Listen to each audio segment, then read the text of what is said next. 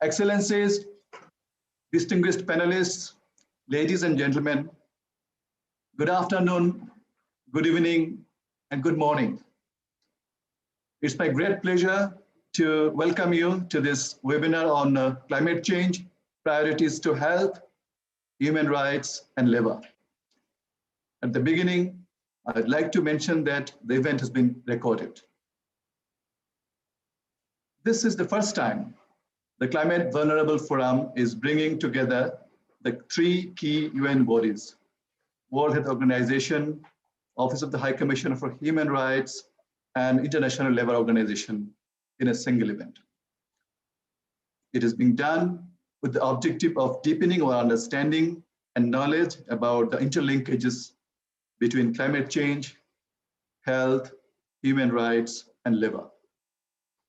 We hope this event would also help create further momentum to our efforts in tackling the increasingly devastating impacts of climate change in all aspects of our life.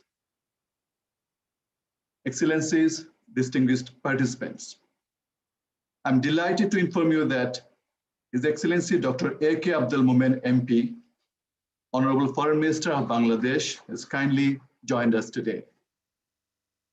We are also happy to have with us Dr.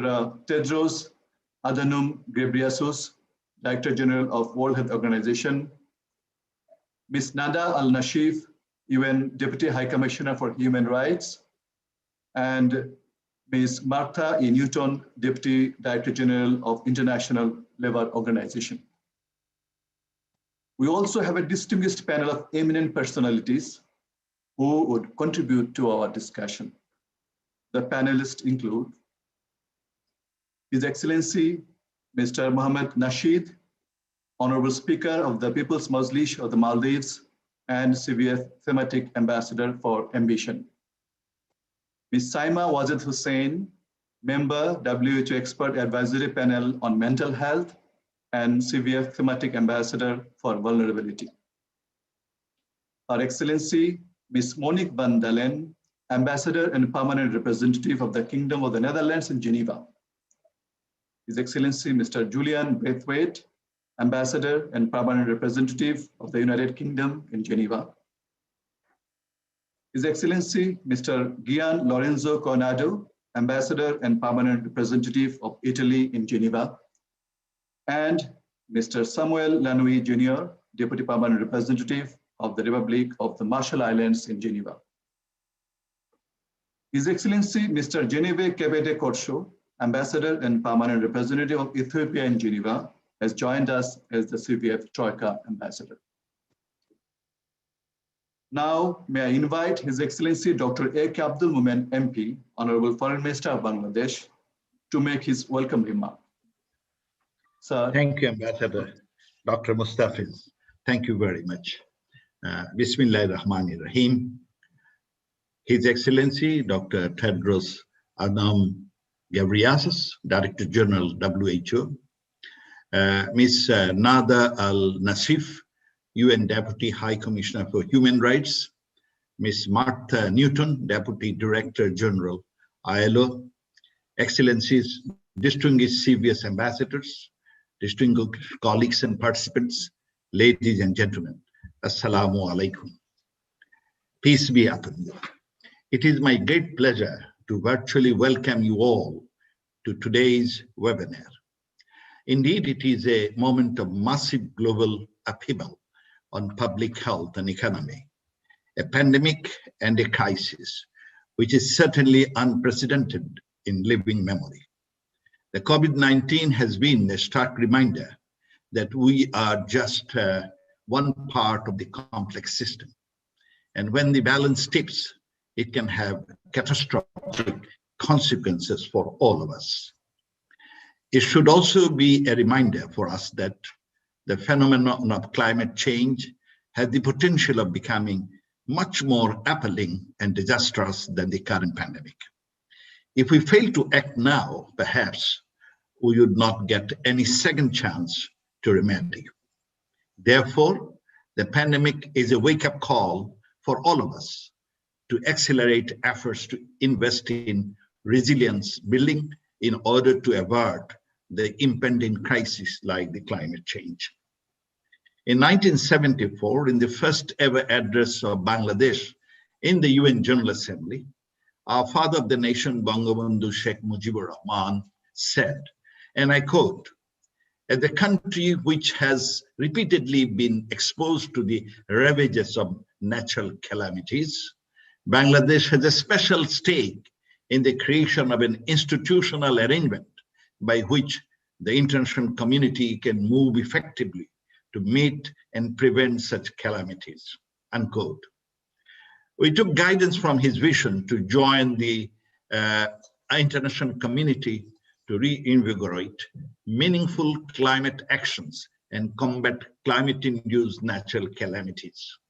It may be time for the UN to create an UN Secretary General Special Rapporteur to continuously monitor the climate change and update the member states. Being an extremely climate vulnerable country, Bangladesh has placed environmental protection at the heart of its developmental policies. With our own resources, we created Climate Change Trust Fund and implemented innumerable projects for combating climate change impacts. Recently, we launched the transformational Mujib Climate Prosperity Plan to mobilize resources for a sustainable future. Every year, we are spending nearly $2 billion for climate change sensitive projects and around $3 billion for adaptation measures. In recognition of her sustained endeavors in fighting climate change, our Prime Minister Sheikh Hasina was conferred the title, the award, the Champions of the Earth award by the UN. In continuation of our engagement on climate issues last year, we assumed the presidency of the Climate Vulnerable Forum, CVF, for the second time. As the CVF chair, Bangladesh would continue advocating for capping the global temperature increase up to 1.5 degrees Celsius. We'd also push for accelerated climate finance, particularly in support of the CVF countries. Also making efforts to achieve significant progress in discussions on loss and damage would remain high on our agenda. Recently, the CVF urged all nations to fulfill their commitments under the Paris Agreement and submit more ambitious nationally determined contributions by midnight on 31st December 2020. I'm happy to share with you that nearly 70 nations responded to the call by strengthening their national NDCs. On behalf of the CVF, I thank all of them for their renewed commitments and contributions. Ladies and gentlemen, climate change, health, world of work, and human rights are all intertwined.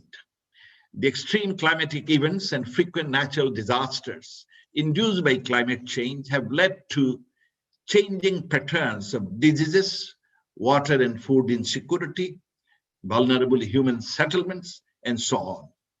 And these have been posing serious threats to public health. We are concerned at the finding of the WHO that the cost of direct damage to health owing to climate change are estimated to be between $2 to $4 billion per year by 2030. And this estimation excludes the cost in different health determining sectors. The ILO's Centenary Declaration for the Future World rightly recognized the profound impacts of climate change on the nature and future of work. Economic growth, employment, livelihoods, and labor productivity can be severely affected by climate change. The workers would face increasing occupational risk, causing even heart stroke and ultimately death due to global warming. Climate change also threatens the enjoyment of a wide range of human rights, including those to life, water and sanitation, food, health, housing, work, and self-determination, culture, and of course, development. The Paris Agreement rightly calls for mainstreaming human rights into climate actions. As a proponent of the annual resolution of human rights and climate change in the Human Rights Council, we reiterate that to protect human rights, we need to protect our planet from the climate disasters. Excellencies, ladies and gentlemen, the 2030 Agenda also presents the interlinkages between climate change, health, labor, and human rights.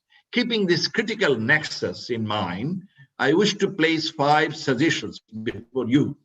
First, we must redouble our efforts to deliver on the commitments made in different international agreements, including the Paris Agreement. Second, we must strive for strengthening international cooperation to tackle climate change with a special focus on mitigation and adaptation while addressing the related funding gaps. We must remember that adaptation is not enough. We must put high emphasis, of course, on mitigation. Third, we must ensure strong financial, technological, and technical support to the climate vulnerable developing countries in their efforts to transition to low carbon, environmentally sustainable economies and societies. Fourth, we should assist the vulnerable countries in strengthening their health system to mitigate climate-induced health risks. Fifth, we urge the international community to consider positively and urgently the creation of a new special rapporteur on human rights and climate change in the Human Rights Council. Before I conclude, I take this opportunity to thank Dr. Tedros, Ms. Al-Nashif, and Ms. Newton again for joining the webinar.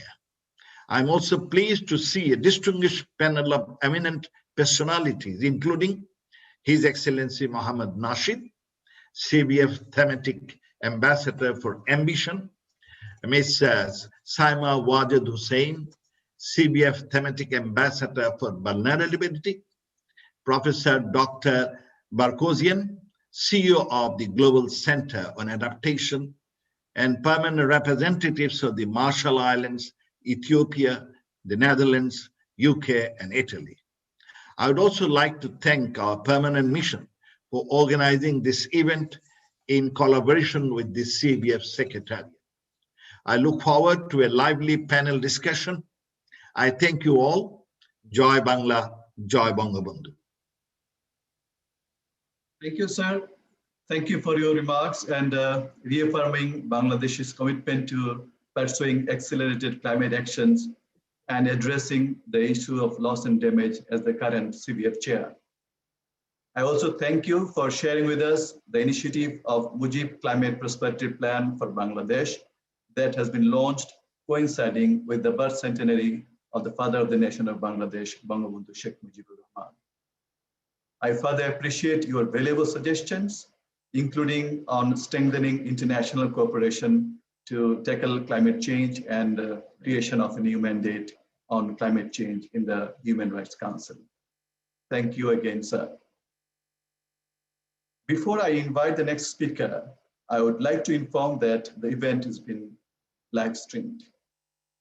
May I now invite His Excellency Dr. Tedros Adhanom Ghebreyesus, Director General of World Health Organization, to make his remarks.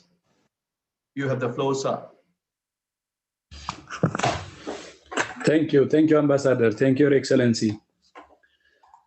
Your Excellency, Dr. Abdul Momen, Foreign Minister of Bangladesh, Excellencies, Ambassadors, dear colleagues and friends. Let me start by thanking the Permanent Mission of Bangladesh and the Climate Vulnerable Forum for organizing the webinar on this critical issue. Climate change and health has been one of my priorities since I took office. For nearly a decade, WHO has worked with the government of Bangladesh on climate change and health and implemented 3 projects there. These 3 projects not only produced important data on the interlinkage of the 2 sectors, but also the development and implementation of comprehensive plans to strengthen the resilience of health systems to climate change. The COVID-19 pandemic is a stark reminder of the intimate and delicate relationship between people and planet, which we can only address with a One Health approach. Recently, WHO, the Food and Agriculture Organization of the United Nations, and the World Organization for Animal Health and the UN Environment Programme joined forces to establish a One Health Global Leaders Group on antimicrobial resistance. And I would especially like to thank Her Excellency, Prime Minister Sheikh Hasina, for her leadership of that group. Of course, the need for a One Health approach goes far beyond antimicrobial resistance. Earlier this year, WHO released a manifesto for a healthy and green recovery from COVID-19, calling on governments to protect nature, support clean energy sources, reduce pollution, and build sustainable food systems and healthier cities. We have already seen promising results where governments have adopted these prescriptions: more accessible urban spaces, cleaner air, more resilient food systems, and healthier lives. Our manifesto highlights that investments that help to prevent disease, protect health, and mitigate climate change will also contribute to the much needed economic and social recovery from the pandemic. Let me present you with 4 pressing priorities for the intersection of climate change and health. First, the health benefits of climate action as the most effective tool to secure ambitious commitments for change. WHO has a body of solid evidence on the health gains that arise from ambitious climate actions under the COVID-26 priority themes of nature, adaptation and resilience, zero carbon transport, energy, and finance. This can bring huge health gains, reduced healthcare costs, more resilient food systems, and more livable cities. Second, scaling up finance for health resilience and adaptation. The majority of countries have identified the health sector as one of the most vulnerable to climate impacts. Despite this, however, a meager 0.5% of multilateral climate finance currently goes directly to health protection. WHO has significantly scaled up its support to countries in this field with the help of donor governments, but a large finance gap remains. Third, support for small island developing states and other vulnerable countries. WHO launched a special initiative on climate change and health in small island developing states in 2017, aimed at providing in-country support and capacity building to some of the most climate vulnerable nations in the world. In 2021, we revitalized this initiative, including through a leadership group and a planned virtual health summit in June. Fourth, a COP26 special report on climate change and health. WHO will produce a special report on climate change and health by COP26 that will provide an overview of the global knowledge, resources, and tools on the interconnections between climate change and human health. It will also present a series of recommendations so that health and well-being benchmarks become an integral part of the UN climate negotiations going forward. I would very much welcome your thoughts on the best way to implement the calls to action from this report. By the end of this year, countries are due to submit their new commitment to the Paris Climate Agreement in advance of the 2021 UN Climate Conference in the UK. These are the commitments we make to protect the planet and its people. The leaders of island nations and other vulnerable countries have been very clear. The decisions we make this year may determine whether their children will have a place they can call home. Thank you once again, Your Excellency, for your leadership. WHO remains committed to working with you and all partners. I thank you. Thank you, Director General. Thank you for your excellent elaboration on how climate change is intrinsically linked to health and well-being of the people. It was also good to know that WHO has undertaken various initiatives and actions to combat climate change with the ultimate objective of ensuring the highest attainable standard of physical and mental health. Now, I would like to request Ms. Nada Al-Nashif, UN Deputy High Commissioner for Human Rights, to deliver her remarks. The floor is yours, Madam.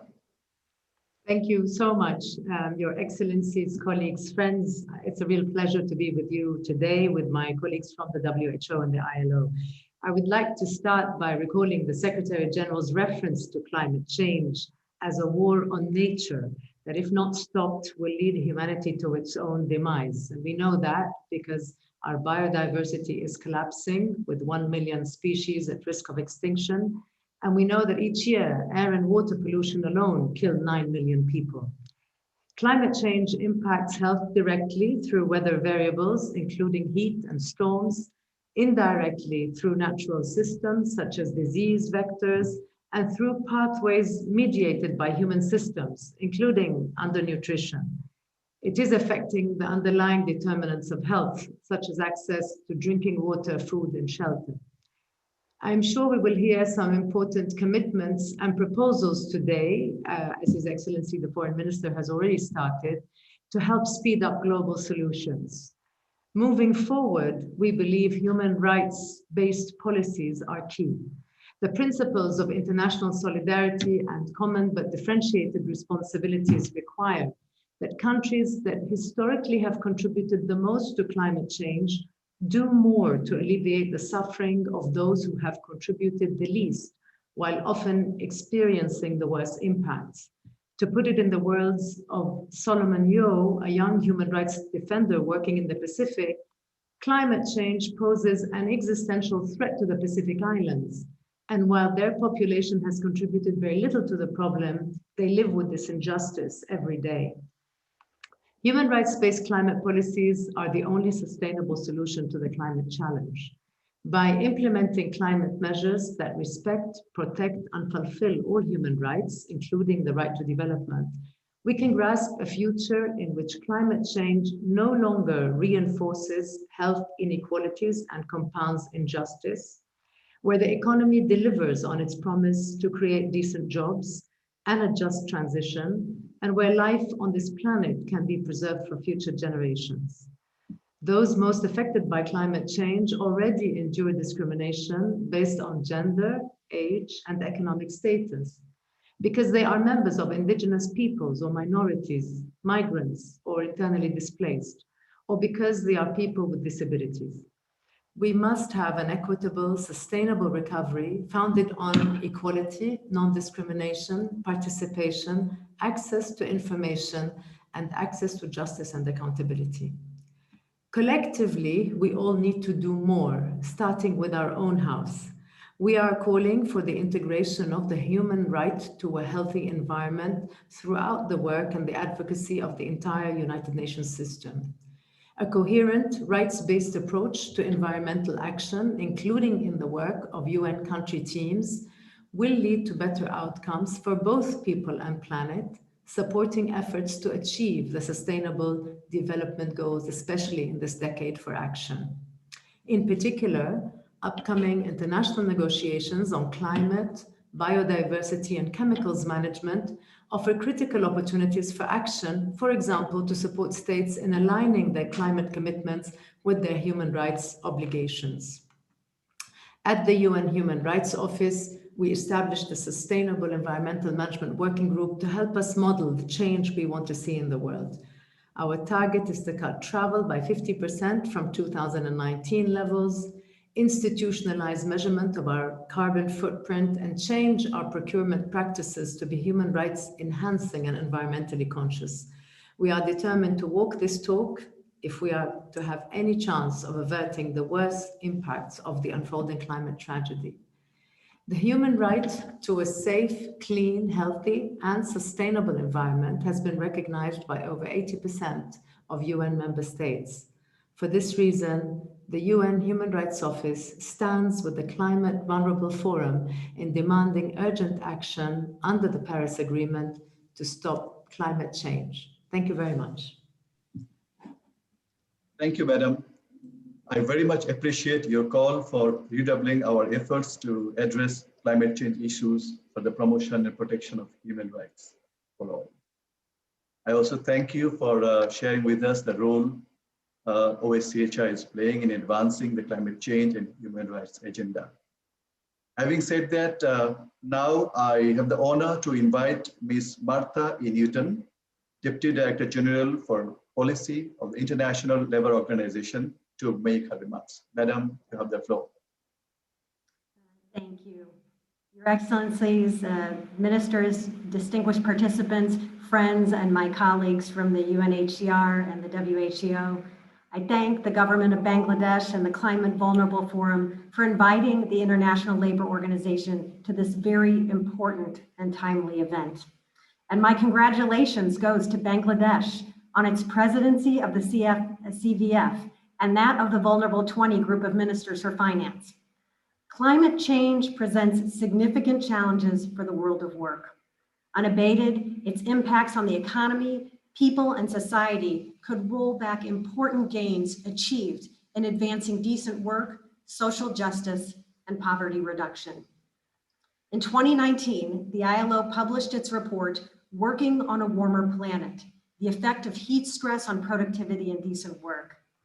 That study projected that an increase in heat stress resulting from global warming could lead to the loss of 2.2% of total working hours worldwide by 2030, a loss equivalent to 80 million full-time jobs. The sector expected to be the worst affected globally is agriculture, which employs 940 million people around the world. Southern Asia and Western Africa, which are among the world's regions most vulnerable to the impacts of climate change, will be the most affected by consequences of heat stress. In both subregions, approximately 5% of working hours are expected to be lost by 2030, corresponding to around 43 million and 9 million jobs, respectively. Such economic damage is likely to reinforce the already existing economic and social vulnerabilities, higher rates of working poverty, informal and vulnerable employment, subsistence agriculture, and a lack of social protection. This pioneering research on an issue of fundamental importance would not have been possible without the leadership of the CVF, which placed the question of heat stress and its impact in the workplace on the policy agenda.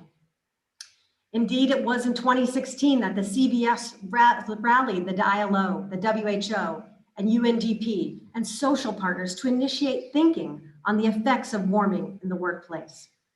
Such initial study laid the ground and paved the way for a growing body of work to address climate change and workplace issues. While recognizing the immense challenges of climate change, there's an absolute necessity to set our narrative right. Taking bold economic, social, and environmental policies to face climate change will yield gains for employment, incomes, and resilience. Studies by the ILO have shown that achieving the objectives of the Paris Agreement on climate change in the energy sector could deliver an additional 18 million net jobs by 2030.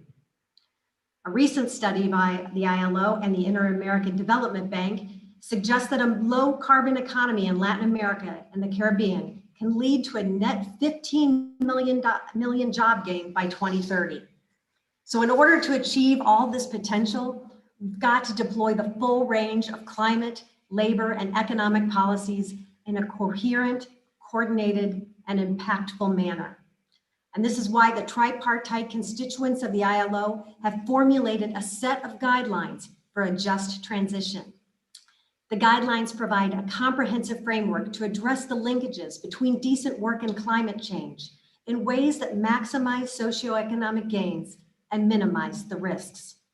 The ILO has deployed such guidelines not only to inform international policy processes and negotiations on climate change, but also to support direct action by member states at a national level. In this context, I'm pleased to inform that the ILO currently implements development cooperation projects specifically addressing climate change and transition to a green economy in several CVF member countries. This includes Burkina Faso, Morocco, Tanzania in Africa, Fiji, the Philippines, and Samoa in Asia and the Pacific, and Barbados, Colombia, Costa Rica, in Latin America and the Caribbean.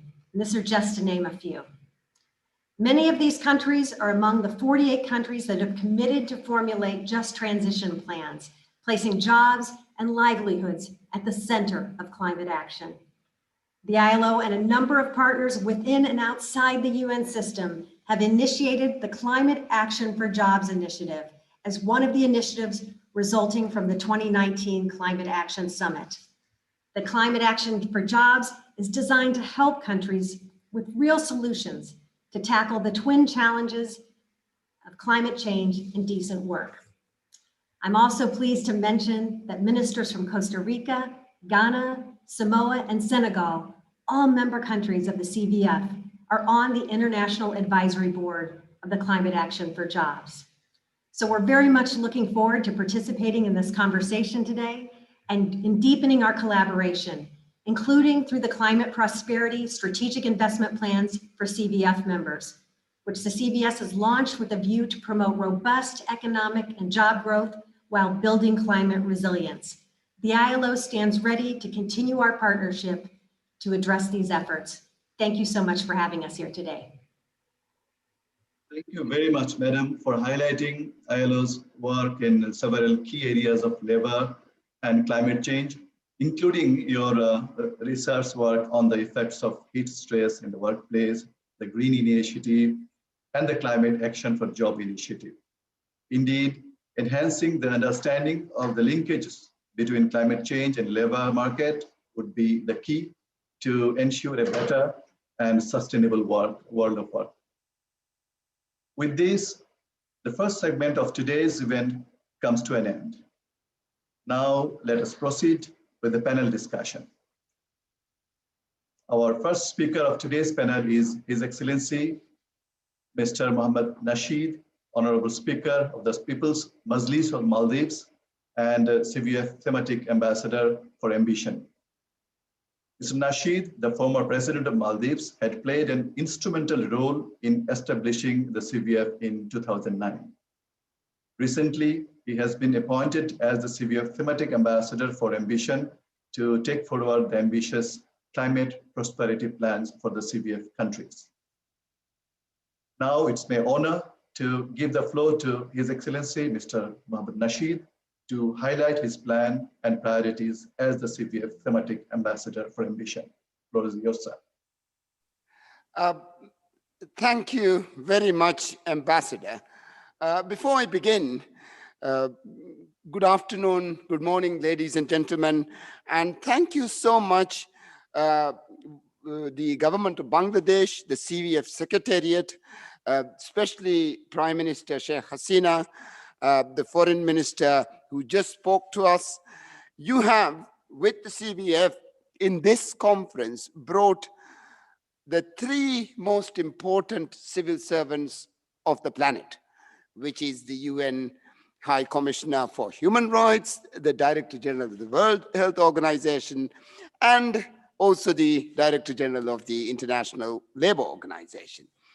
The CVF today is trying to bring in the nexus, or rather dig out the nexus between labor, human rights, and climate change and health.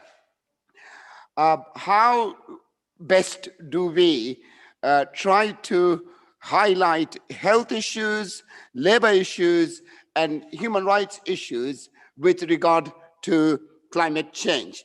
Now, as the ambassador pointed out, my main function for the CVF is to see how we may be able to promote what we call the prosperity plans. The prosperity plans aims to bring development, or rather have the same economic outcomes, which is high GDP growth, low inflation, high wages, and so on, but with less extraction and more recycling. It's an effort, it's an intention to become carbon neutral, to become carbon zero, but at the same time making sure that we do also proceed with our development plans. The Maldives, Bangladesh, Sri Lanka, India, most of the climate vulnerable countries, we want to become middle income countries, but at the same time, we want to be examples of how to have these kind of prosperity plans, which would take care of the planet as well as our development efforts. So basically, the plan comes out with, at the end of the day, procurement orders and tender notices.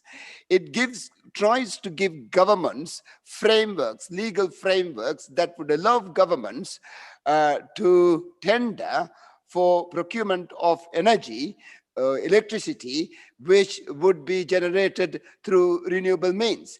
It would also have frameworks on how to, let's say, go on with our farming efforts, with our fishing efforts, but in a more sustainable manner, so that there is adaptation as well as mitigation in these climate prosperity plans. The plans are now done. Bangladesh has taken up the plan, and Bangladesh is proceeding with it as Mujib, with their founder, Mujib Prosperity Plans. We hope that more countries would join with us, join CVF in coming out with these prosperity plans. Now, the WHO, for instance, in terms of health, how to make health services more resilient to climate change. What are the important things we think that should be done? First, I think there is a need to, if anything, what COVID has shown us is how important it is to decentralize things, to have it in smaller units, to have it in isolation, so that communication and all sorts of other disruption would not have an impact on delivery of health services. So I think one of the most important things is decentralization, isolated smaller units, and think so that it comes out in that manner. Now, what climate change is going to do, it's going to create a disaster. And when this disaster strikes, people will lose land, people will lose their homes, people will lose their resources, people will lose their lives, people will lose their families. Now, when people lose, they begin to move. The exodus would begin. And if you can see, if you can envisage, picture, let's say 1 million Syrians going towards Europe, and what happened out of that. Now, we're talking about a quarter of the world's population on the move. And when that happens, we will lose a wide range of fundamental rights. There's no doubt about it. We will lose water and sanitation rights. We will lose food rights, health, housing, self-determination, and culture, and the right for development as well. So basically, how to become more resilient in protecting labor rights and climate change, I would always argue that democracy is the most important adaptation measure. Without democracy, you do the wrong thing at the wrong place at the wrong time. You deliver the wrong project to the wrong people. And you, of course, therefore keep on wasting a whole lot of money on these things. WHO has done a lot of nutrition programs, family planning programs, vector-borne disease control programs, and these programs form the backbone of our health. Now, in the Maldives now, with temperatures rising, recently we have seen a 200% increase in dengue. In 2018, dengue cases in the Maldives increased by 200%. Now, this is just one vector-borne disease, and we know that the science is there to very clearly tell us that when the temperature heats up, it is going to bring in a whole lot of new diseases, and also it is going to make worse the existing diseases that we are having to face. Now, in short, I think what we should be also looking at would be how the financial systems of the world should deal with this. How the IMF, how the World Bank, how the Asian Development Bank, and other many investment banks should deal with this. Banks, in my view, should now stop funding obsolete technology. They should stop funding diesel generation. They should stop funding even liquefied petroleum gas. There's a whole lot of projects that are still going on in developing countries where the financial institutions are bringing in funding these obsolete technologies in the developing countries. So I think there's a really very big important need for the World Bank, the IMF, and other financial institutions to be mindful about this. One of the things that would happen, we think, I feel, is that once we start migrating into a carbon-free world or into new technology, we would always have those who were working out the existing technology. So how do we take this labor, from generating diesel, for instance, to generate renewables? So these kind of transition plans for labor, I feel, would be very important when we work towards solutions on labor issues and human rights issues and health issues to do with climate change. I have 5 minutes. There's a whole lot to say, but I will stop. Again, thank you very much, Minister. Bangladeshi Foreign Minister, the Prime Minister, the Foreign Minister, and the CVF Secretariat, our friend Azad, has, as I mentioned, brought in the biggest 3 civil servants on the planet. And it is really the civil servants who will be in the forefront of delivering any of these projects. Thank you so much. Thank you, Excellency. Thank you for sharing your valuable insights. We believe that your leadership will help the CVF countries achieve their goals through accelerating urgent climate actions. Our next panelist is Ms. Saima Wazed Hussain, the CVF Ambassador for Vulnerability. Ms. Hussain is the chairperson of the Bangladesh National Advisory Committee for Autism and Neurodevelopmental Disorders, as well as a member of WHO's Expert Advisory Panel on Mental Health. She was also chosen as WHO's Goodwill Ambassador for Autism in the Southeast Asia region and served as the advisor to the Director General of WHO. Ms. Hussain is also the chairperson of Suchana Foundation, a non-profit NGO based in Dhaka. Now, I have the honor to give the floor to Ms. Saima Wazed Hussain. Madam, you have the floor. Thank you so much, Your Excellency. It is really an honor and a pleasure to be here and to listen to such distinguished speakers and to hear the commitments that we've been needing for a long time. So, Your Excellencies, distinguished participants, good day to all. Good morning, good evening, good afternoon. We're all in different time zones, and participating in a meeting from virtually is really a testament to how much we can accomplish while having the least amount of impact on the climate.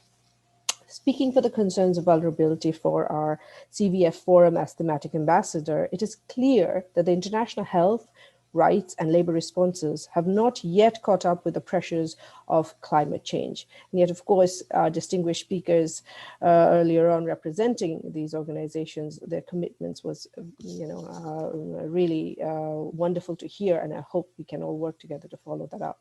There has been very good progress in the work of the WHO and the Office of the High Commissioner of Human Rights and ILO.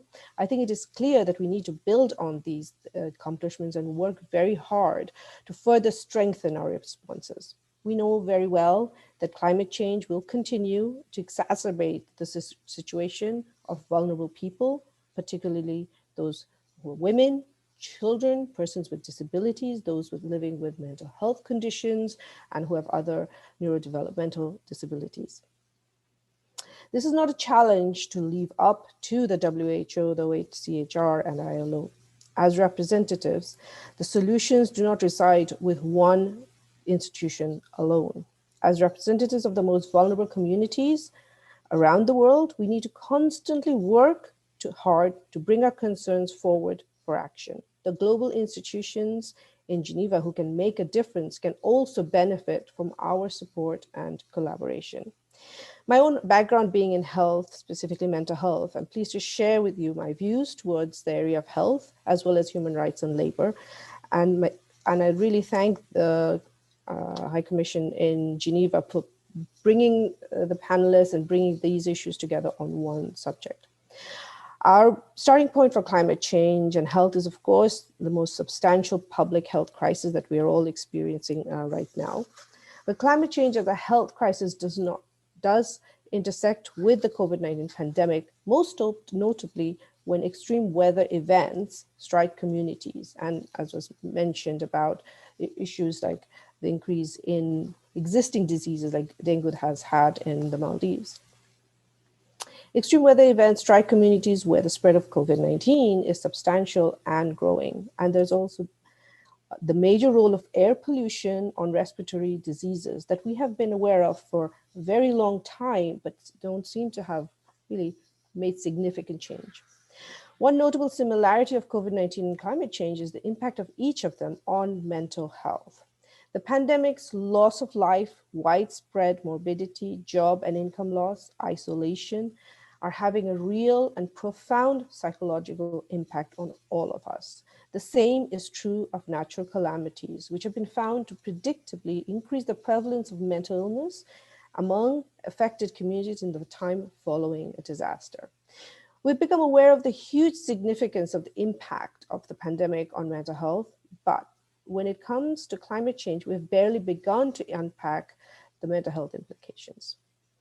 Although there are some programs run by government and or small institutions, they are really minuscule considering the huge need that exists.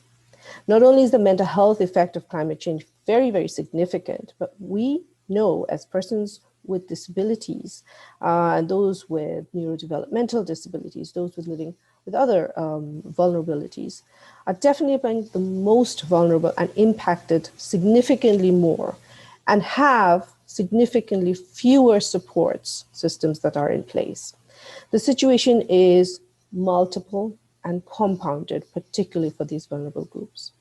Therefore, I hope the participants of our events today would also support action to address mental health challenges relating to climate change, would hope that the issue of the vulnerabilities related to the gender, related to being minors, related to having complex conditions like autism spectrum disorders and mental health conditions would be advanced in a much more concrete and comprehensive way. There are complex interaction between the climate pandemic and climate.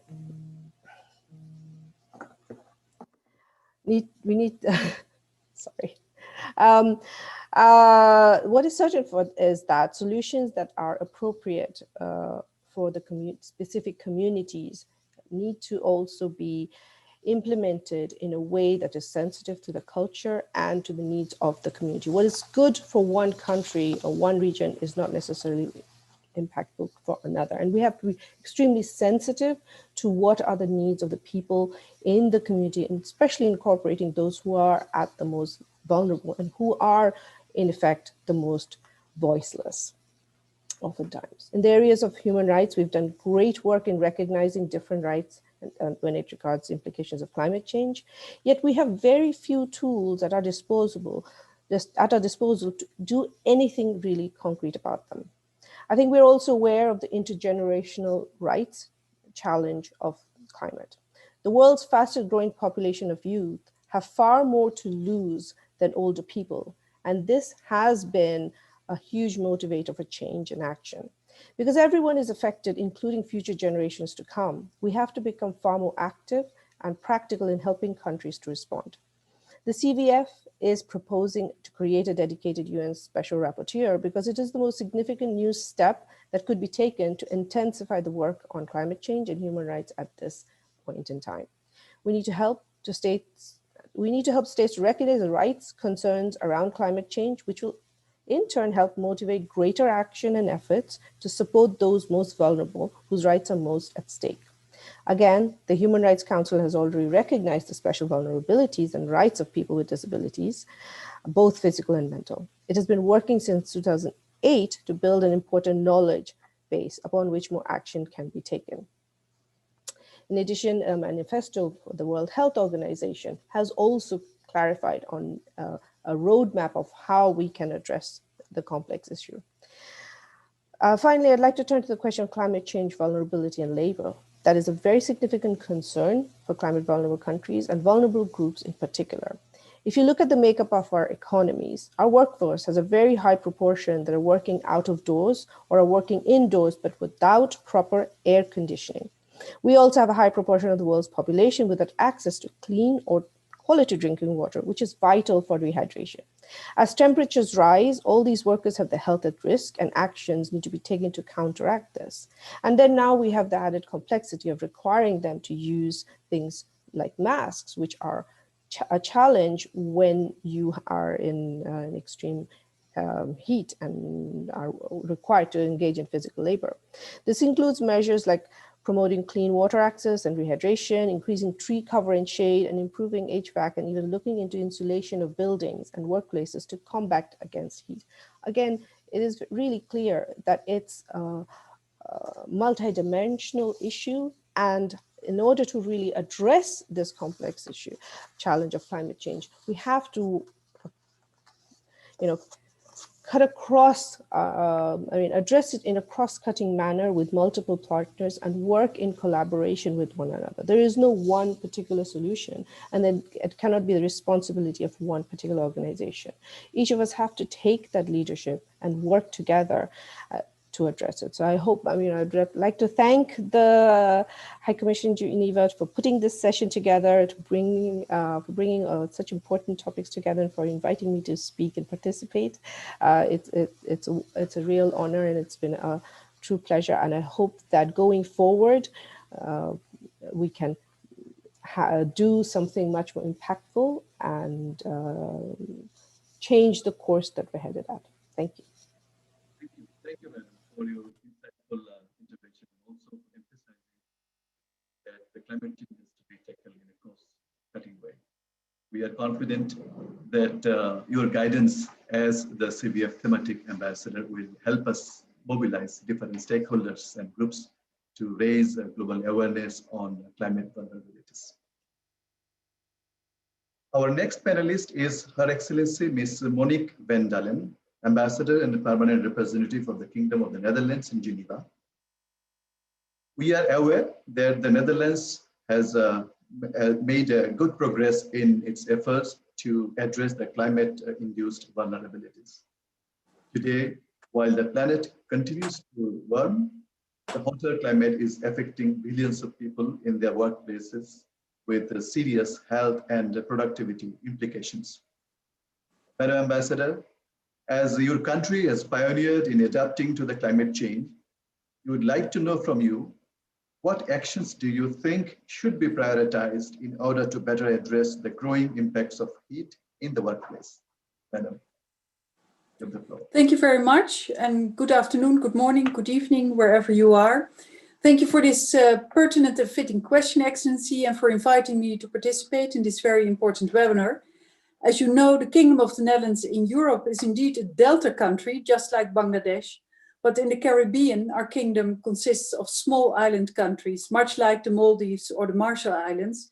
So we can relate to climate vulnerability in more than one respect.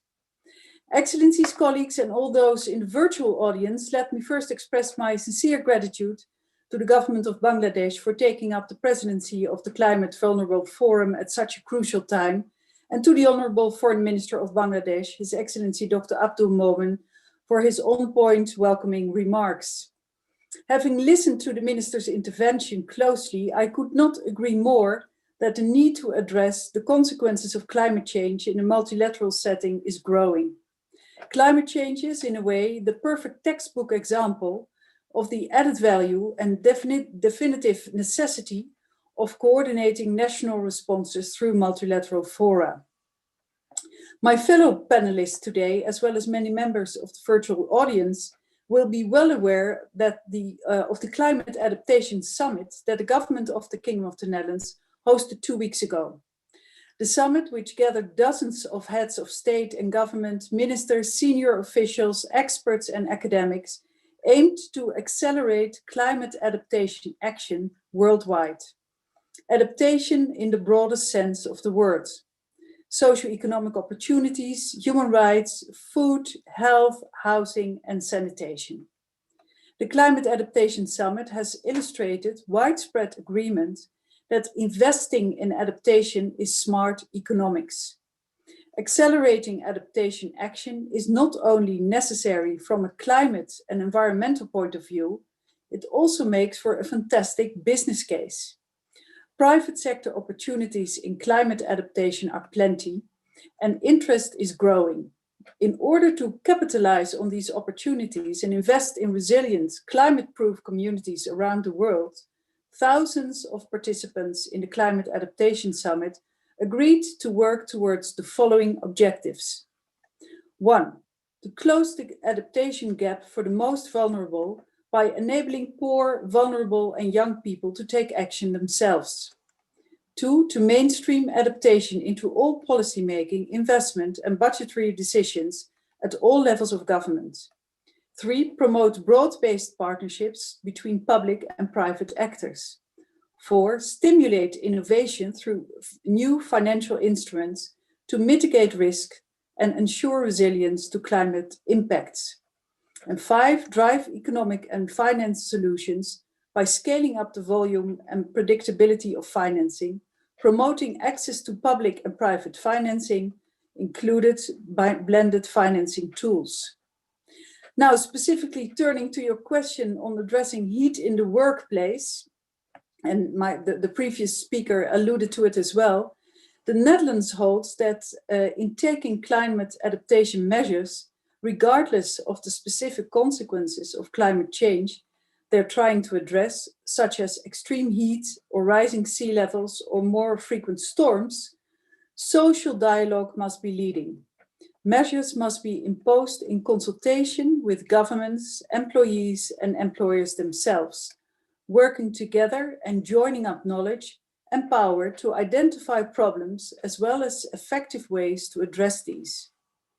With regard to the growing impact of heat in the workplace, which in the Netherlands is an increasingly common phenomenon indeed, a one-size-fits-all solution simply does not exist.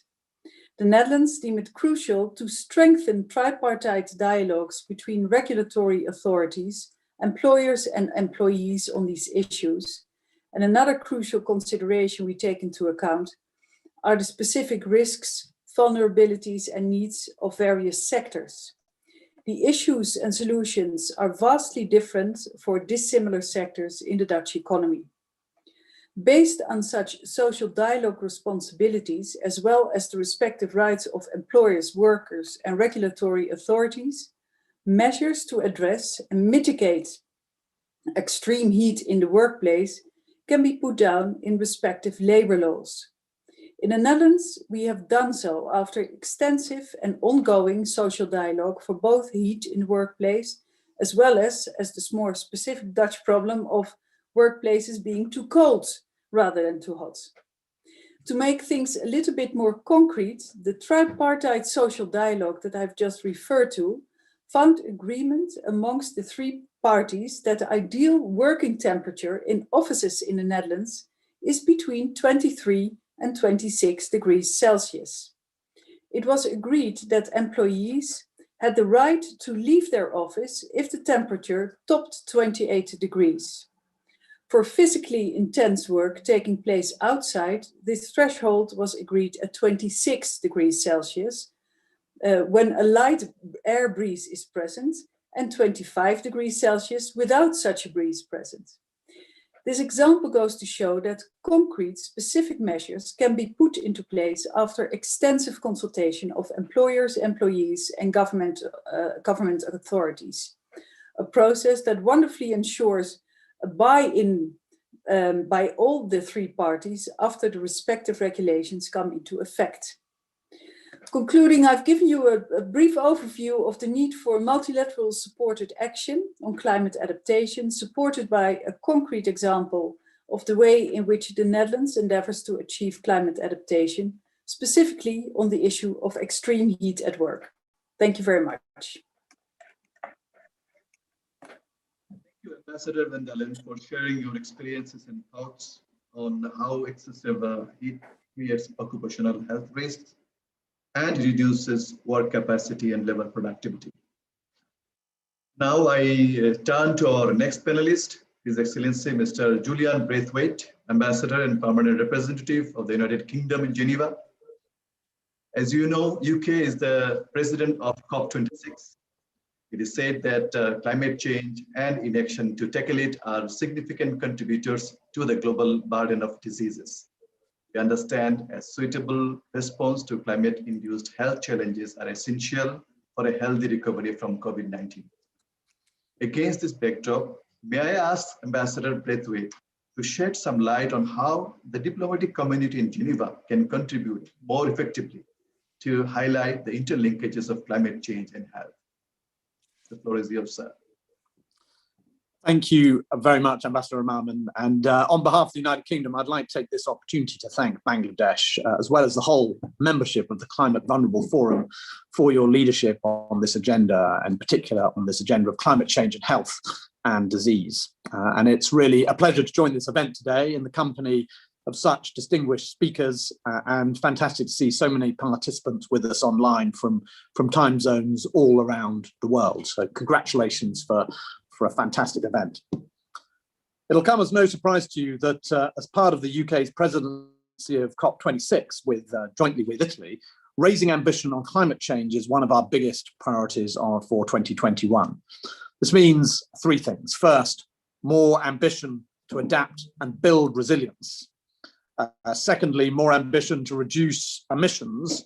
And thirdly, more ambition to strengthen collaboration and support for developing countries. We took the difficult decision to postpone COP26 to November of this year in light of the COVID-19 pandemic. With this extra time, we know that our responsibility is to maximize progress and minimize disruption. The UK is urging every country to come forward as soon as possible ahead of COP26 with ambitious new climate commitments that will help us meet the goals of the 2015 Paris Agreement. It's vital the world comes together if we're to stand a chance of limiting warming to 1.5 degrees, as we've discussed. And it's certainly a big task, but with enough political will, we can make it a reality. And that's why the COP is so important as a mobilizer of that political will.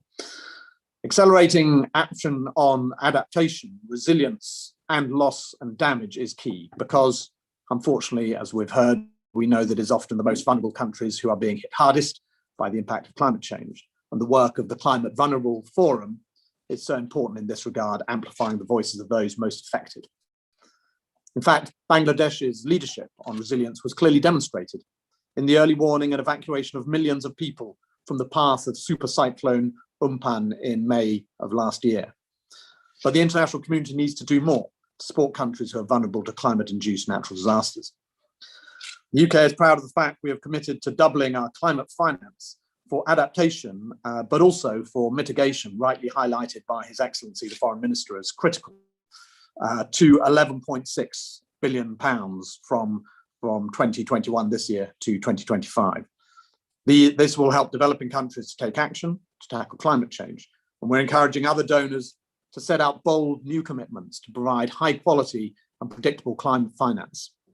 And as we recover from the coronavirus pandemic, every country faces a choice between laying the foundations for sound, sustainable and inclusive growth, which protects public health and creates employment in the industries of the future, or locking in polluting emissions for decades to come. We encourage countries to seize this opportunity to develop green, inclusive and resilient recovery plans that deliver for the economy, the planet and for public health. And as we just heard from Dr. Tedros, life-saving public health gains could come from successful climate change mitigation. For example, currently there are around 7 million annual deaths from air pollution globally. These deaths are preventable. We know that one of the major threats to clean air is traffic emissions. And so that's why the United Kingdom is seeking to double the pace of the global transition to zero emission vehicles. And we're going further and faster than ever to decarbonize transport, harnessing the power of clean, green technology. Climate change also affects the resilience of health systems, as we've heard, negatively impacting the ability to effectively respond to climate-related health demands. The health sector is actually a substantial contributor to greenhouse gas emissions, accounting for around 4.6% of emissions globally. And this and their strong position of public trust makes health systems well placed to lead on emissions reduction and air quality improvement, something that we are looking at, not least in the context of the COP. At home in the UK's National Health Service, the NHS, is recognised as a global leader in health sector action on emission reduction and air quality improvement. And NHS England has set an ambitious target for the health system to reach net zero emissions by 2040. However, ambitions for health sector net zero must recognise that country health systems and health sector organisations are at different points regarding health system emissions and operate in diverse operational environments around the world. It is essential that we aim for ambitious commitments, but also give flexibility to develop tailored approaches with tailored ambitions on climate and health. International cooperation with buy-in from national governments, service providers and manufacturers is going to be essential for reaching net zero. The entire supply chain must collaborate to generate sustainable change. I'll leave my examples there, Ambassador, in the interest of time. Clearly, the Geneva diplomatic community does have a key role to play in this and in raising awareness of the links between public health and climate change, as well as driving multilateral collaboration. I must say, today's event is a very good example of just that role that we can collectively play. And I really wanted to thank Bangladesh for its leadership again for that. So together, we think we can agree an ambitious shared plan for action at COP26, and that, of course, we must break down the silos that prevent effective action, because the health of our planet, as well as the health of our citizens, depends on us. Thank you. Thank you, Ambassador Braithwaite, for sharing your views that a stronger global collaboration, including here in Geneva, can help achieve many beneficial outcomes in tackling climate-induced health challenges. Thank you once again. Now I turn to our next panelist, His Excellency Mr. Gian Lorenzo Conado. Mustafiz, if you allow me, I have another program at 9 p.m. and it is 9:08. So if you excuse me, I would love to leave. Thank you so much, sir, for staying with us for so long, sir. I know, sir, you're very busy. Thank you for joining us. Thank you. Nowadays, all the webinars. I have another one at 9. So thank you. Thank you for allowing me to go. Thank you, sir. Now thank you very much, Minister. Okay. Now I turn to our next panelist, His Excellency Mr. Gian Lorenzo Conado, Ambassador and Permanent Representative of Italy in Geneva. As the current G20 chair, Italy's focus, as we learned, is to work with the international community to overcome the great challenges of today, from tackling the pandemic to addressing climate change, from supporting innovation to overcoming poverty and inequality. Italy is also a partner country of COP26.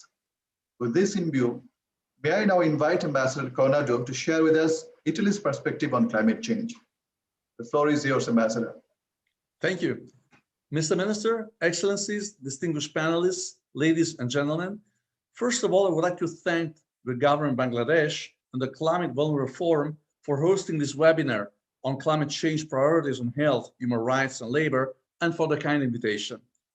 Climate change is one of the biggest challenges of our time. The more we tackle this global issue, the more we realize the magnitude of the impact it has on so many aspects of our life. Biodiversity, ecosystems, human and animal health, human rights, gender issues, economy, agriculture are some of the sectors affected by climate change. As a country that has always been ambitious on climate action, Italy intends to reaffirm and strengthen its role towards a virtuous, ambitious, and supportive path. 2021 is a key year for the environment, since it will be marked by the Conference of Parties of the 3 Rio Conventions, as well as by the launch of the UN Decade on Ecosystem Restoration and by the UN Food System Summit. Moreover, the UN Conference on Oceans and the 5th United Nations Assembly on the Environment will also be held this year. Furthermore, Italy and the UK will lead multilateral efforts in their capacities of chairs of the G20 and of the G7 and as co-chairs of the UNFCCC COP26. During this year, we will therefore have the task to tackle climate change amidst the social, economic, and potential aftermath of the pandemic crisis. This COVID-19 crisis has opened up new scenarios for global climate strategies. Today, we have the opportunity and the moral duty to build back better and greener, and I'm confident that the Paris Agreement, the 2030 Agenda, and the European Green Deal will guide us towards the post-pandemic recovery. In a fragmented international system, multilateral fora such as the G7, G20 need to speak with a single voice when it comes to addressing the most urgent global challenges. This year, the 2 agendas are aligned in identifying climate change as a high priority. The G7 is in fact focusing on issues such as global health, climate, and trade, while the G7 presidency agenda is centered around 3 main pillars: people, planet, and prosperity. Allow me to briefly illustrate the role of Italy in 2021, both as a partner for the COP26 and as G20 chair. The 26th conference of the parties of the UN Convention on Combating Climate Change will be hosted by UK in Glasgow in November, while Italy will host the pre-COP, the ministerial preparatory meeting, and the Youth for Climate Driving Ambition in September in Milan. We chose to host these 2 events back-to-back to underline and promote the engagement of the young generations in the decision-making process, because the actions undertaken today will have an impact on their future. The idea is to channel in positive and constructive ways the youth mobilization that is taking place worldwide on the topic of climate change, in order to make young people responsible and to recognize them as key players in the climate action. As I previously mentioned, the G20 agenda rests upon 3 main pillars: people, planet, prosperity. In 2021, in addition to the ministerial meetings and the G20 summit, Italy will host the Global Health Summit, organized jointly with the European Commission, as further proof of our commitment on this crucial issue. As we know, the pandemic has a profound impact on the health of humans worldwide. It affects people's livelihoods, our economies, international trade, hampering our ability to fully prosper and express our potential. It must be addressed as a planetary issue. But we have to remember that there are undeniable interconnections also between human rights, environmental protection, and the impact of climate change. Loss of biodiversity, extinction of species, pollution, and the overall degradation of the Earth ecosystems have a significant impact at global level on the full enjoyment of human rights and fundamental freedoms, including the right to safe drinking water and sanitation. Because, as we know, climate change does not impact all persons the same way, it exposes to increasing risks, mainly those belonging to vulnerable groups. As a member of the Human Rights Council, Italy has been actively engaging in the discussions on the Human Rights Council resolution on human rights and environment. In particular, we supported the process to recognize the right to a healthy environment as a fundamental right of the individual, and as such, Italy has been among the main sponsors of Resolution 45/30 on realizing the rights of the child through a healthy environment. Concerning the labor and climate change perspective, A green recovery from the pandemic crisis will be essential to achieve sustainable development as well as global economic prosperity. Climate and environmental change have constantly been recalled by ILO. The transition to low carbon, environmentally sustainable economies and societies could become a strong driver of employment creation, skills upgrading, social justice and poverty eradication towards a greener, inclusive and sustainable recovery and a better use of renewable energies. Reskill and upskill the workforce will also be of the utmost importance. The Italian presidency of the G20 will support education, capacity building and training with particular attention to the younger ones. It is going to be an intense, busy year for Italy and for the whole international community on the climate change front. By working together, we'll be able to recover from the crisis and seize the opportunity to build back a better future, learning from our shared multilateral experiences and ensure that efficient, innovative tools and technologies become the basis for more resilient, sustainable, and greener growth. Thank you very much. Thank you, Ambassador Coronado. Indeed, Italy can play an important role in combating climate change in a global context, in particular in the areas of dialogue between science and society. We hope that as the G20 chair and a partner country of COP26, Italy would contribute to advocate for an internationally coordinated climate action. This brings me to the last panelist of today's discussion. Climate change is one of the greatest threats to human rights of our generation. Indeed, it is high time to discuss this one more intensively in the Human Rights Council, while highlighting the importance of having a dedicated special procedure mandate on climate change. Now I give the floor to our last panelist, Mr. Samuel Langui Jr., Deputy Permanent Representative of the Republic of the Marshall Islands, to share his views on the possible creation of a special rapporteur on climate change in the Human Rights Council. Mr. Langui, the floor is yours. Thank you, Chair.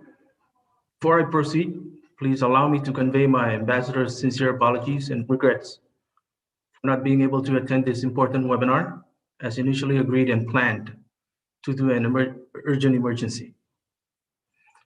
Good afternoon, Excellencies and distinguished participants. The Republic of the Marshall Islands is pleased to join you today, speaking as a member of the CVF Troika. At the outset, we congratulate Bangladesh for convening this event and for its leadership as chair of this August forum. I am pleased to speak particularly to the topic of climate change and human rights, although we are equally very supportive of strengthened efforts by the WHO and ILO in the area of climate change.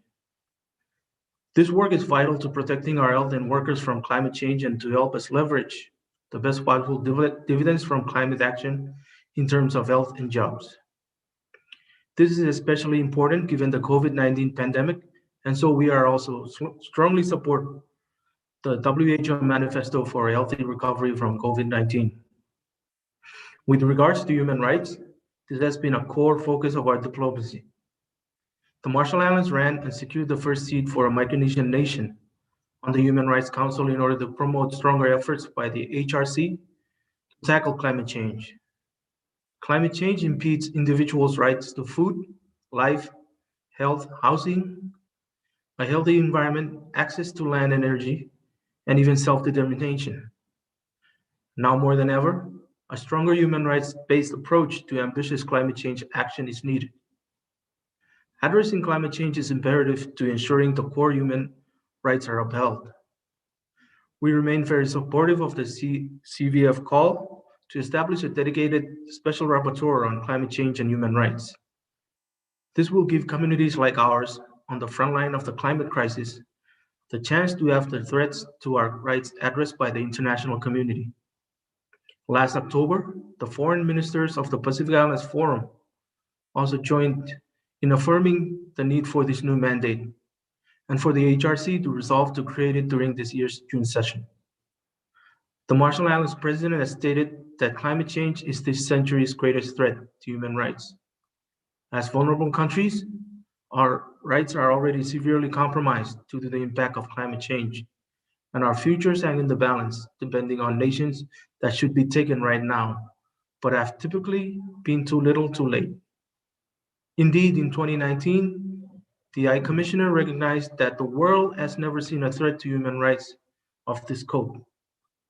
Preparing for more action in the Council, the Marshall Islands led a joint statement supported by 14 member states during the 44th HRC session last year, calling for the creation of the new climate mandate under the Council. In that statement, we highlighted that a comprehensive body of knowledge has emerged from all the work of the Climate Resolution and its core group. Multiple thematic reports and panels, the UPR, different treaty bodies, and the special procedures inclusion of climate considerations in their work. All this clearly shows that climate issues cuts across all mandates. The special procedures have rightfully included climate change considerations in their work, but we must not lose sight of the bigger picture, even as we continue to deepen our analysis. Our statement asked what future generations would say about how we acted, looking back on this council. Youth today demand leadership. It is all their futures that also hang in the balance. As was asserted by the High Commissioner, we must act now, we must act urgently, and we must deploy every tool at our disposal. We are convinced that the creation of a new mandate will constitute the most effective step towards strengthening the human rights system's efforts to address the climate emergency. It would provide important additional means to raise awareness and better inform governments, promote ambitious efforts to protect rights, and constitute a major step towards the protection of the rights of the world's most vulnerable people. Chair, as you know, we have made an initial allocation of $100,000 US dollars from the new CVF and V20 Joint Multi-Donor Fund, the board of which you have been presiding over for the CVF presidency. Like Bangladesh, the Marshall Islands is a founding donor to this fund, which is also supported by a number of independent foundations and Germany's Environment Ministry. These resources will be available to support the Office of the High Commissioner's efforts on a new climate rights mandate, should the HRC be in a position to agree on its creation. We therefore look forward to working with you all to build the necessary consensus within the HRC in order to turn our vision for a new climate mandate at the Council into reality this June. I thank you, Chair and Excellencies. Komo Dada. Thank you very much, Mr. Lanwi, for your remarks highlighting the need of a dedicated special rapporteur on climate change to help promote urgent, ambitious, and right-based climate actions. Financial constraints are often mentioned as a deterrent or discouragement to create a new mandate.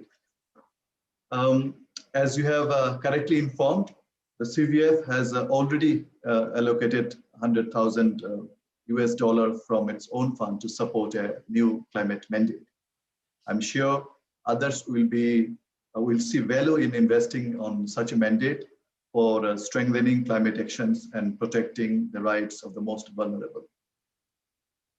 Distinguished participants, we have heard the last speaker of today's panel. Let us now open the floor for comments and questions. I would request you to click on the raise hand box of this platform if you wish to take the floor. You can also write in the chat box showing expression of interest. We already have a few interested names. First, I give the floor to Ambassador Hans-Peter Jugel, Deputy Permanent Representative of Germany. The floor is yours, sir. Yeah, thank you very much, Excellencies, distinguished panelists. First of all, we would like to thank the Permanent Mission of Bangladesh, as well as the CVF Secretariat for organizing this timely event, and also the panelists for their engagement and for their commitment. Climate change exacerbates existing vulnerabilities and inequalities, threatens diverse rights such as the right to life, health, food, self-determination, housing, or the rights to safe water and sanitation. and is increasingly a driver of conflict and migration. Due to the increasing scarcity of elementary resources such as clean drinking water and fertile farmland, climate change is also driving conflict and migration and even threatening the existence of entire states, as we also heard today. That is why climate and security were priority issues for our Security Council membership in 2019 and 2020.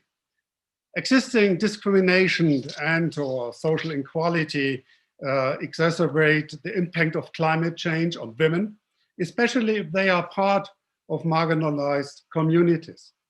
Social dialogue and international cooperation are crucial policy levers and vital for ensuring social acceptance and public support for the measures needed to fight climate change. It is important to link climate change to social and employment policies through social dialogue and integrated policy planning. So we encourage governments and the social partners to promote the inclusion of environmental provisions and green clauses in the international framework agreements and collective agreements, as well as to develop environmental, social, and governance policy in private. A greener and circular economy means new growth and decent work opportunities. We can gain in this endeavor. A human rights-based climate policy must take into account the rights of vulnerable groups as well as the gender dimensions of climate change. This year, we would like to strengthen the Geneva Pledge within the Human Rights Council and thus advocate for a stronger exchange of knowledge between UNFCCC and the Human Rights Council. Close coordination between the two forums is the best way to ensure that climate policy is based on human rights. In this regard, we also stand ready to support OHCHR's work at the interface of human rights and climate change. Germany provides targeted support for projects, and it has been mentioned, that address the impact of climate change on human rights and ensure the participation and empowerment of vulnerable groups. In conclusion, apropos support, we are open to consider supporting the idea of a special rapporteur on climate change and look forward to engaging actively in the discussion of this resolution. And at the same time, we hope that we can also achieve a much stronger focus on human rights in the annual resolution. We are looking forward to discuss it with partners. So thank you again for this excellent event and all the interventions. Thank you, Ambassador. I now give the floor to Professor Salim Ul Haq, is the chair of the Expert Advisory Group for the Climate Vulnerable Forum and Senior Advisor on Locally Led Adaptation with Global Center on Adaptation. Mr. Haq, you have the floor. Thank you very much, Excellency, and congratulations to the Bangladesh Mission in New York for organizing such an excellent event, bringing together these three very important areas, human rights, health, and labor, which had not previously been closely linked. So congratulations, and it's very good to see WHO, ILO, and others also coming on board. I have had the privilege of being associated as an advisor to the Climate Vulnerable Forum from its very inception, when former President Nasheed started it in Male many years ago, and currently I'm chairing the expert advisory group for the Climate Vulnerable Forum. And in that context, I would just like to share one thing, I won't repeat what others have said, on how do we build on these connections between these three nexus, health, labor, and human rights, and focus on youth, which has been mentioned already by several, and I will just elaborate on that. Last year in September, Bangladesh launched, in fact, Ms. Saima Wajid, as the ambassador of vulnerability, launched the Youth Adaptation Network, which has now become a global youth adaptation network under the aegis of the Global Center on Adaptation. And the Bangladesh Youth Network is run by my institute in Bangladesh. And this is now, to us, a major positive initiative that brings together the health issues out of the COVID-19 pandemic and how to deal with that, together with jobs issues, and particularly looking at potential for jobs in adapting to climate change. We believe that adaptation to climate change, particularly at the local level with local communities and young people in those local communities, represent a major significant opportunity for job creation, not only at the national level, but indeed also at the global and international level, sharing that knowledge, south-south exchanges between young people, as well as south-to-north exchanges between young people on how to adapt to the impacts of climate change, because unfortunately, climate change impacts are now happening in every single country in the world, including the rich countries. So there's a great deal of knowledge exchange to be done. And particularly speaking about the upcoming COP26 with the joint presidency of the UK in Glasgow in November, and then the Italian presidency and the youth event in September in Milan. I think these would be excellent areas in which we can collaborate with the Climate Vulnerable Forum and its activities going forward. And I look forward to exploring these options with everyone going forward. Thank you very much, Excellency. Thank you, Mr. Hoke. Next is Ms. Francisca Mingron from the Center for International and Environment Law. The floor is yours, madam. Oh. Thank you. Thank you very much, Your Excellency. On behalf of the Center for International Environmental Law, I would like to thank the Permanent Mission of Bangladesh and the CVF Secretariat for inviting us to this important conversation with a very impressive lineup of speakers. I would like to offer a few thoughts and reactions based on today's discussion. As we've heard today from our distinguished panelists, climate change is a very complex issue which intersects with human rights, labor, health, along with other dimensions, of course. And while human rights institutions in Geneva are already playing a crucial role, still many gaps need to be filled. And in this context, we strongly support the proposal to create a new UN Special Rapporteur on human rights and climate change brought forward by the CVF and other countries. As regional consultations with civil society organizations and indigenous people organizations from over than 50 countries have demonstrated, the time has really come for the Human Rights Council to create this new mandate. A new special rapporteur on human rights and climate change would be essential to advance the understanding of the human rights impacts of climate change, provide guidance for stronger human rights-based climate action, and create synergies with other mandate holders, exploring how climate change is intersecting with pre-existing phenomena and vulnerabilities. It could also offer expertise to support governments' efforts to align the implementation of the Paris Agreement with their human rights obligations. We're pleased to see that with the leadership of the Marshall Islands and Bangladesh in their capacity as former and current presidents of the CVFs respectively, strong momentum has been built around the creation of this new mandate, hopefully for later this year in June 2021. Looking at UNFCCC, important issues must still be addressed, and COP26 will have a central role to play to ensure that human rights guide international cooperation and climate change. We're pleased to hear that the UK presidency will put a strong focus on loss and damage, along with ambition and other important themes. For the effective implementation of the Paris Agreement and to build further public support, key decisions expected at the COP26, like means of implementation, climate education, market mechanisms, just to name a few examples, must be fully informed by human rights.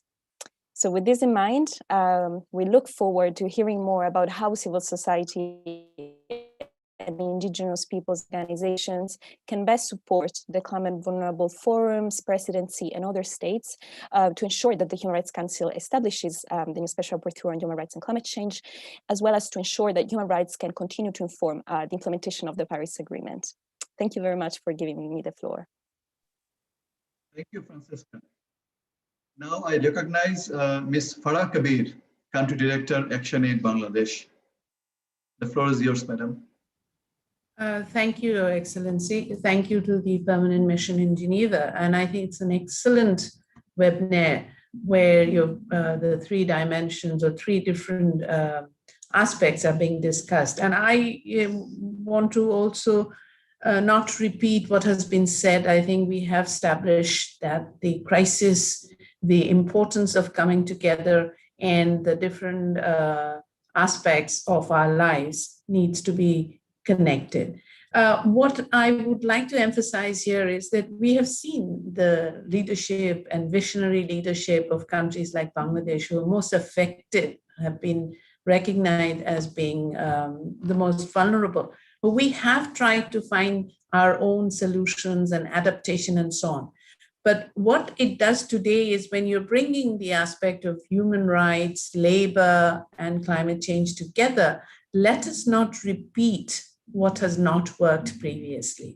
Let us also try and learn from what has already been said previously, especially when it comes to young people and their lives, their skills, the need to transition to green economy and the support to them.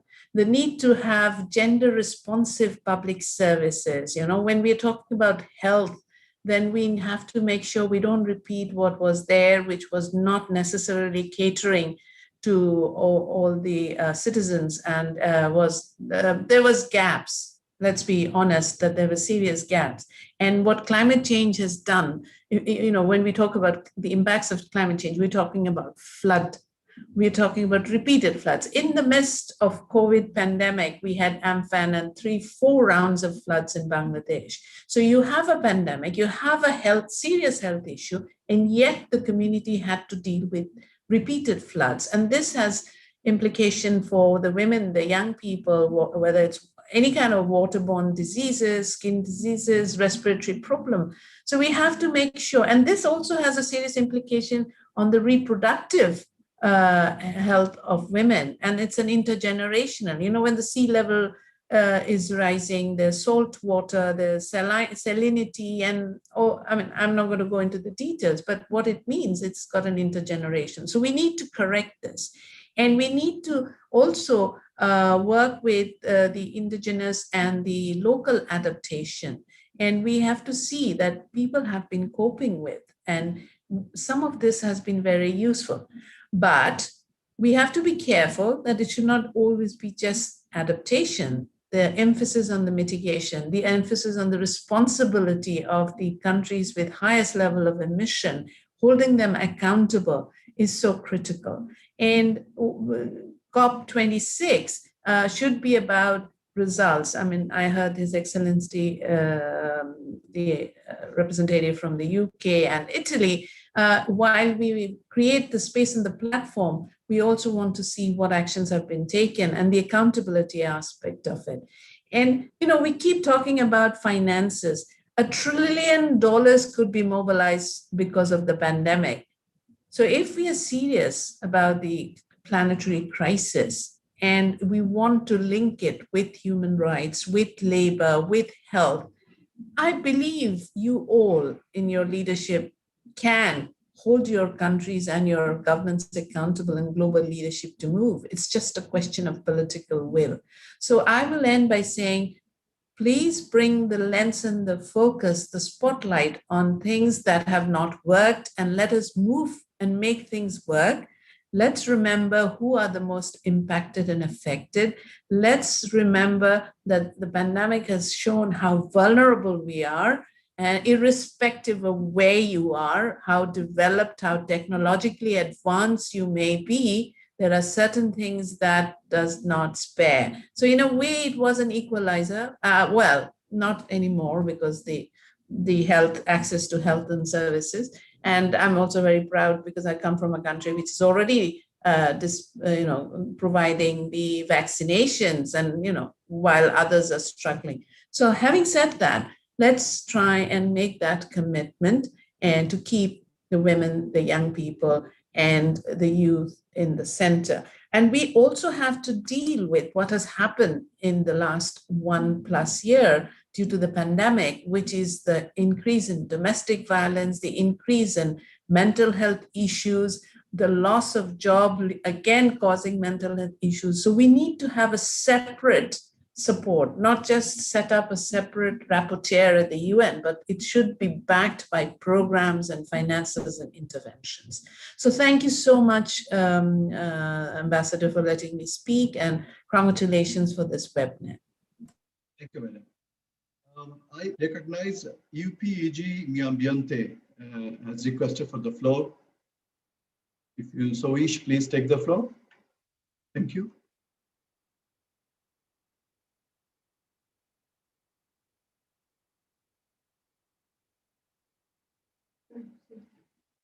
So I don't see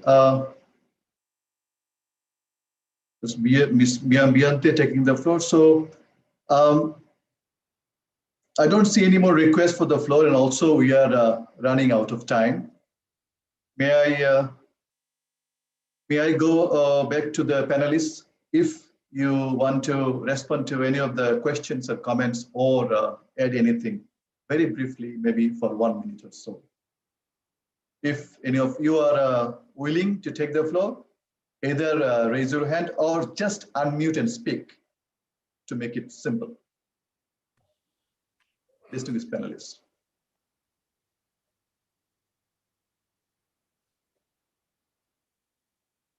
No, thank you so much. I think much has been said. And as you mentioned, we're running out of time.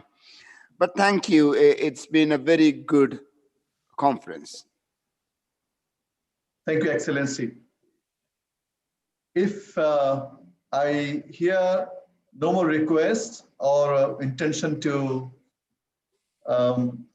take, okay, I see Ambassador of UK has requested. Excellency, sir, I would also have to go because we planned for 8:30. I'm very sorry, but I'll wait for a while. Thank you, Excellency. Thank you for your time and staying with us for so long. Ambassador of UK, Ambassador Braithwaite. Thank you, Ambassador Rahman. Really just to be extremely brief and to thank you for organizing this. I think on behalf of all the panelists, I think we've just had a very rich discussion, and I think it gives us a lot of food for thought, particularly I think for ourselves and for Italy as we think about the run-up through to COP26. So thank you to everybody for participating, and thank you, Bangladesh, for organizing. Thank you. Thank you, Ambassador. Thank you for your contribution. Any more speakers? If not, distinguished participants, we are nearing end of this program. Now, I have the honor to invite His Excellency Mr. Genevieve Kebede Korsho, Ambassador and Permanent Representative of Ethiopia, to make his closing remarks as the CVF Troika Ambassador. Ambassador. Thank you, Ambassador, ambassadors, colleagues, ladies and gentlemen. We have had a very rich discussion this afternoon, morning, or evening. Allow me to express my thanks on behalf of the forum to His Excellency, Mr.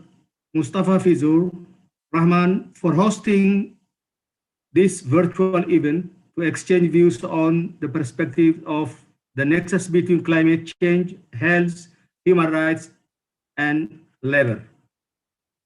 Excellencies, colleagues, today's virtual event was timely and pertinent to us as we are witnessing the loss of millions of lives and jobs, and numerous businesses remain closed.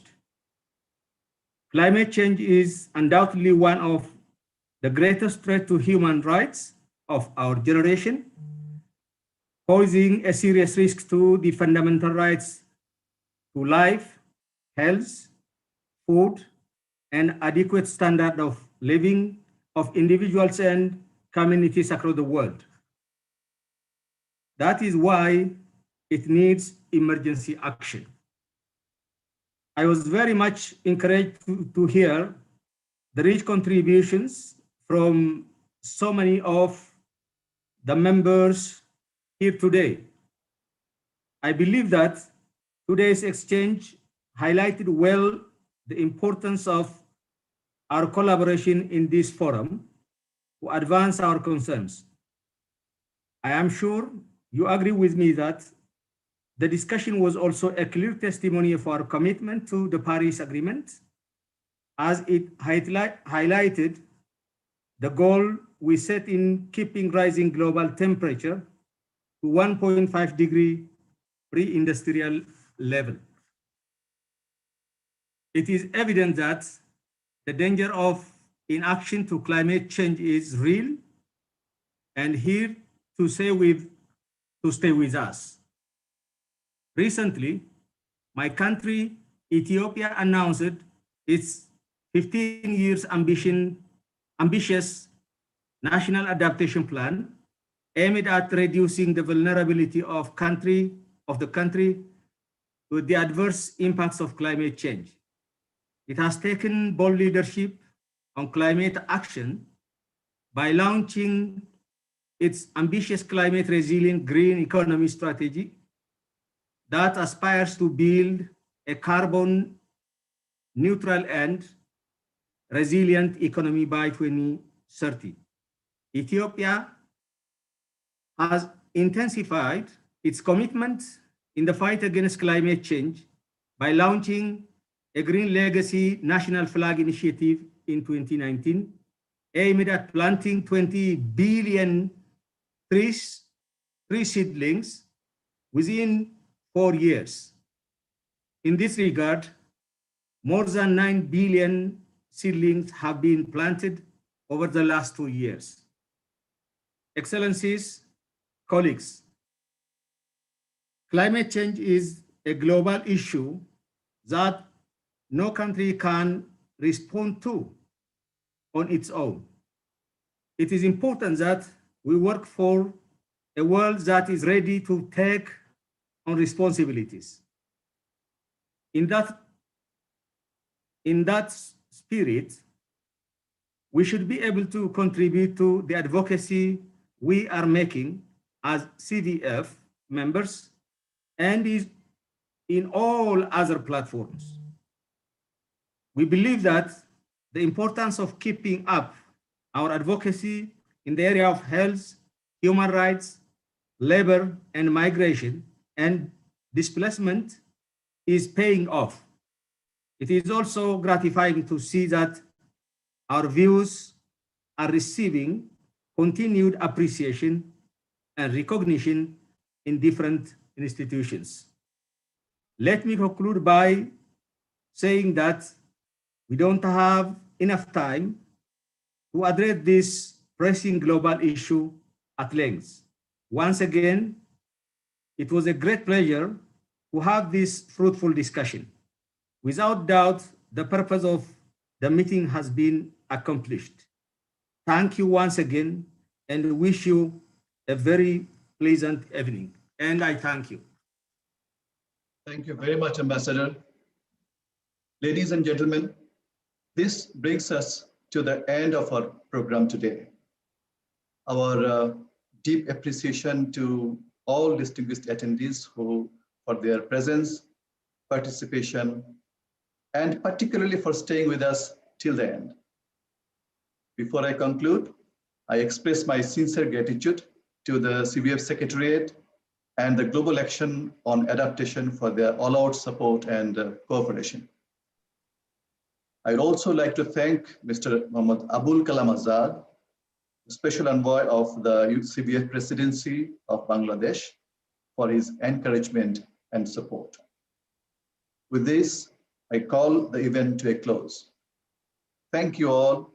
Stay safe. Take care.